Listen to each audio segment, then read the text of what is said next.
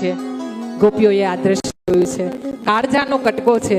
આ લાલો ગોપીઓના કાળજાનો કટકો છે. એટલે દોડતી દોડતી માની પાસે ગઈ છે. માની પાસે જઈને કીધું છે, માં આવી સજા ના કરશો. ત્યારે જશોદા મૈયા ઘરના કામ તો કરવાના છોડ્યા જ છે, પણ છણકા કરતી કરતી અહીંયા જાય ને ત્યાં જાય, પોતાની ચૂંદડી સરખી કરતી જાય, રડતી જાય અને બોલતી જાય, શું તમને બધાને ઈચ્છા હતી ને કે મારા લાતી, એટલે મેં મારા લાલાને સજા કરી છે. આજે તમારા પાપના ભોગે મારા લાલાને તડકામાં બાંધીને ઊભો રાખ્યો છે. બસ હવે તમે બધી ખુશ છો ને?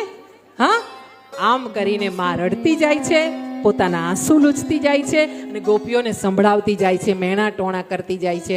આમ કરતા કરતા જ્યાં ગોપીઓ આવી છે તેમણે બધી વાત કરી છે, માં અમને ઈચ્છા હતી કે લાલાને તું સજા કરે, પણ આવી સજા નહીં માં, આવી સજા ના કરાય. જો એના શરીર પર છે ને આ દોરડાના આંકા પડી ગયા છે. એ માસૂમ, એ કેટલો કોમળ છે. હા, એના શરીર પર આંકા પડી ગયા છે માં. ઉપરથી સૂરજનો તાપ પડે છે, એનું શરીર લાલ થઈ ગયું છે માં, એ તપી ગયો છે. અને છોડી દે માં, આજ પછી તારે ત્યાં અમે ફરિયાદ નહીં લઈ આવીએ. અને આમ કરીને ગોપીઓએ બહુ જ મહેનત કરી છે, પણ આ બાજુ જશોદા માની નથી રહ્યા. આજે તો એને સજા મળશે જ.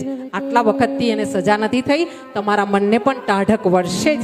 આમ કરીને માં જશોદા ટોણા મારી રહી છે. અને બીજી બાજુ ભગવાન છે તે આ નાનો ખાંડણીઓ લઈને ત્યાં યક્ષરાજ કુબેરરાજના પુત્ર નલકુબેર અને મણિગ્રીવ જ્યાં એક ઝાડ તરીકે ઊભા છે અને આ વૃક્ષ તરીકે જ્યાં બંને પુત્રો કુબેરના જે ઊભા છે તેને મુક્તિ આપવા માટે ભગવાને આ લીલા કરી છે.